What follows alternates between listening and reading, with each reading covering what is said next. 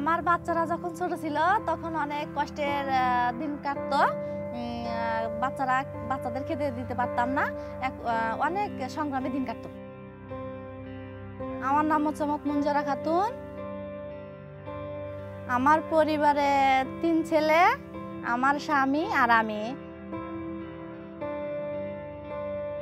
কতদিন না খেয়ে থাকা লাগছে, ঘরে ভাত ছিল না, স্বাস্থ্য সম্পর্কে কিছু জানি নাই। আমার একটা বাচ্চা আছে, ওগুলো কোনো কিছু জানি নাই, তো ওই জন্য বাচ্চার অবস্থা একটু খারাপ হালকা। আমার সন্তানের ভবিষ্যৎ নিয়ে অনেক চিন্তায় ছিলাম।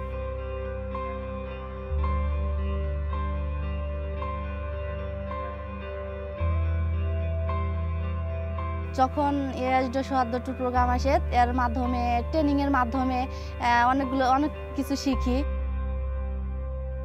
এখন ক্ষমতাবান হয়েছি, আমার স্বামীও আমার সাথে সহযোগিতা করে।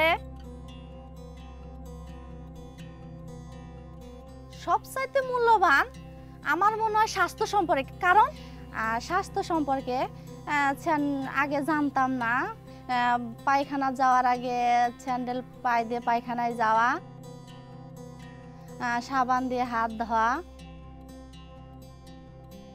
এখন আর রোগ জীবাণু নাই বলে চলে।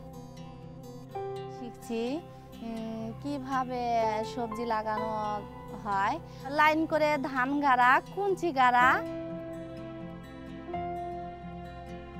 কম্পোস্টের গর্ত করে ওই জৈব সার আমরা জমিতে দিই।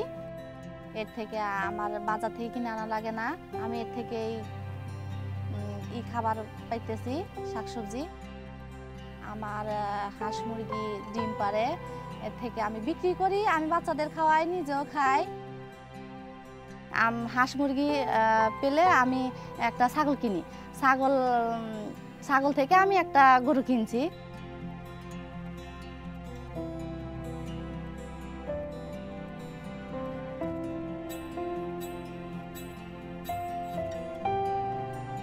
ESD প্রোগ্রাম চলে গেছে 2015 সালে ফেব্রুয়ারি মাসে।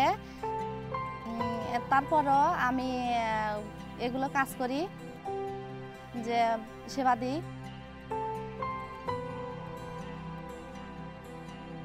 গ্রাম উন্নয়ন কমিটির সহসভাপতি।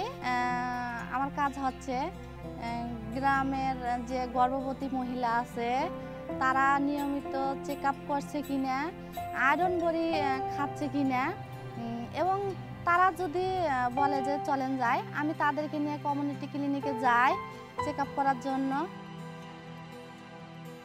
ESD প্রোগ্রামের মাধ্যমে আমি অন্য ইয়ের সাথে জড়িত।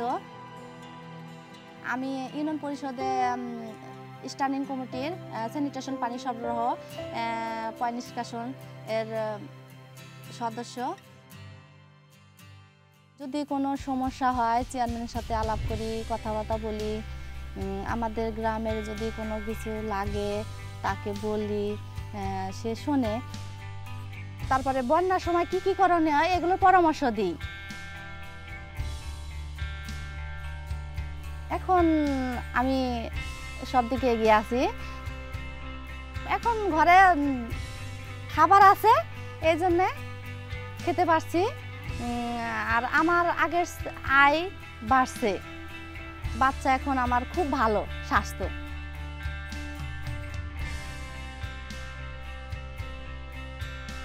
বড়টা নিয়ে পেটে যখন থাকে তখন থেকে স্বপ্ন দেখি যে আমার ছেলেকে আমি ডাক্তারি পড়াবো আর ভালো শিক্ষায়।